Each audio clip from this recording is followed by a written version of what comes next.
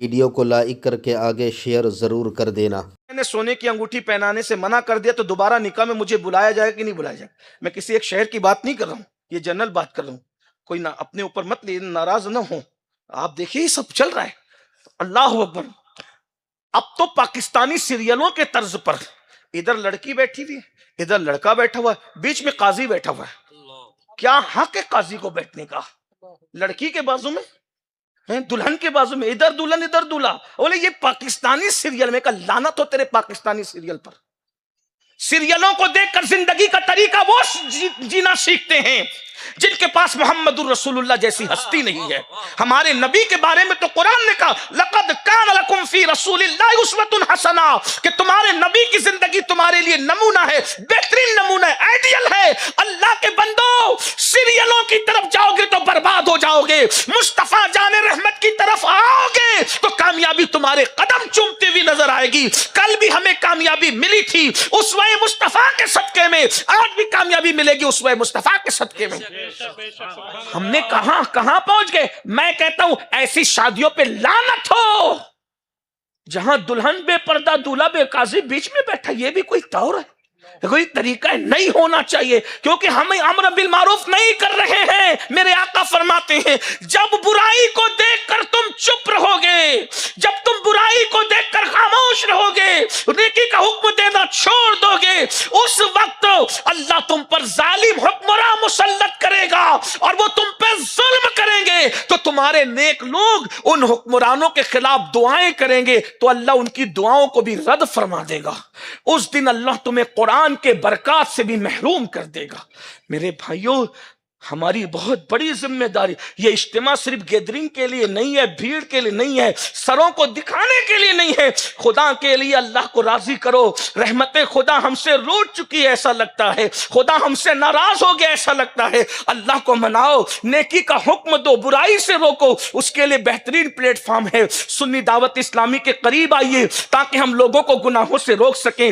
بہت سارے ایسے جوان جو نشے کے اڈوں پہ پڑے ہیں ہمارا انتظار کر رہے ہیں، ہم ان کو سمجھائیں۔ بہت سارے جوان بدعقیدگی کے دلدل میں گرتے جا رہے ہیں، ان کی سعادت مند روحیں اگر وہ پلٹنے والے ہیں تو ہمارا انتظار کر رہی ہے حضرت روح کی، حضرت حر کی روح کی شکل میں کہ ہم کو کوئی جا کر کے سمجھائے، اس دلدل سے نکال کر کے لائے اور انہیں توبہ کی توفیق نصیب ہو جائے۔ ان کی قسمت میں اگر توبہ لکھی ہے تو یاد رکھیے ان کی روحیں ہمارا انتظار کر رہی ہے، لیکن ہم ہیں کہ اپنے معاملات میں الجھے ہوئے ہیں۔ صبح کی پہلی کرن میں ہم اغیار محرومہ سے بھی آگے نکل گئے اور الجھے ہوئے ہیں۔ صبح کی پہلی کرن میں ہم روکنا ہوگا شرابیوں کو، روکنا ہوگا جواریوں کو، روکنا ہوگا نوجوان جو برائی کے رستے پہ جا رہے ہیں۔ یاد رکھنا ہمارے بولے بالے جوانوں کو اللہ اکبر نفسانی خواہشات کے گرگے اللہ اکبر آسانی کے نام پر، جدت کے نام پر، جدیدیت کے نام پر، مادیت کے نام پر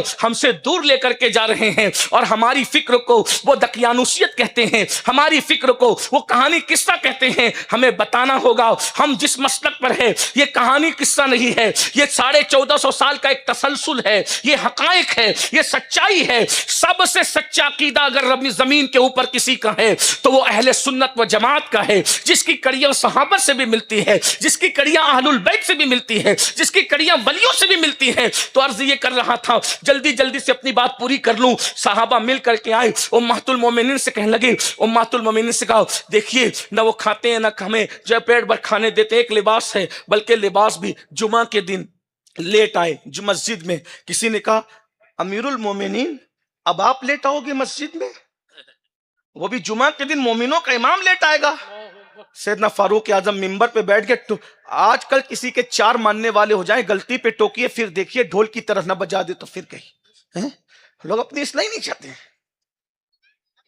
فرعونیت کا ہمارے دل و دماغ پہ بھوت سوار ہو گیا، یہ شیطان نے اغوا کر لیا فکر کو۔ فاروق اعظم کہتے ہیں ٹوکنے والے خدا تجھے جزا دے، لیکن میں بھی تو بتاؤں کہ لیٹ آنے کی وجہ کیا ہے۔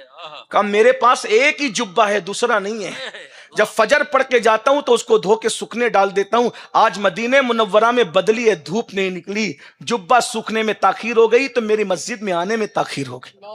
گیلا جبہ پہن کر کیسے آتا؟ غور تو فرمائے، یہ وہ لوگ تھے. فاروق اعظم نے نہیں پہننے دیا، تم تعیشات میں مبتلا ہو جاؤ. عیش پرستی نے ہمارا برباد کباڑا جو ہوا عیش پرستی. یاد رکھنا، مصیبتیں اتنا نہیں بگاڑتی جتنا انسان کو عیش پرستی بگاڑتی.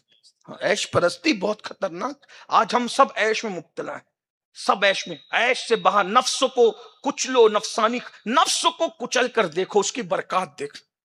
اب تک اگر آپ 40 سال کے ہو گئے نا، جتنا درود پڑھ کے، نمازیں پڑھ کے، روزے رکھ کے جو آپ کو نہیں مل سکا، ایک بار نفس کو کچل کر کے پھر درود پڑھ کے دیکھیے. ایک بار نفس کو کچل کر کے پھر نماز پڑھ کے دیکھیے.